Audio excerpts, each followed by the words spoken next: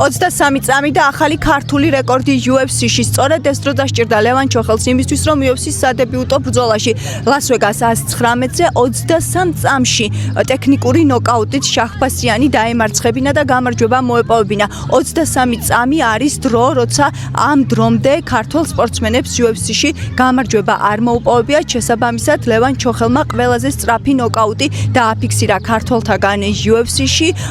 ლევან ჩოხელმა ბრძოლამდე რამდენიმე დღით ადრე ჩემთან ინტერვიუში La Gazzetta dello Sport ჯორჯიასთან ისაუბრა, რომ ემზადებოდა ნოკაუტით და დაპირებული ნოკაუტი შედგა. ამჟამად ლევან ჩოხელის ანგარიშზე 15 გამარჯვებიდან არის 12 ნოკაუტი და მივულოცოთ ლევანს ეს გამარჯვება და წარმატება ვუსურვოთ.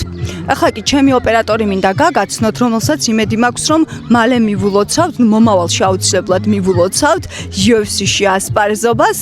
მარიამ ნანავა, რას გვეტყვი მარიამ, რა მოლოდინი უნდა გქონდეს შენ შესახებ? ყველანაირად ვეცდები რომ UFC-ში მოვხდე და ჩემი ქვეყანა წარმოვადგინო ღირსეულად მომავალში. მოდი წარმატებები უსურვოთ მარიამს და ქართულ სპორტსმენებს.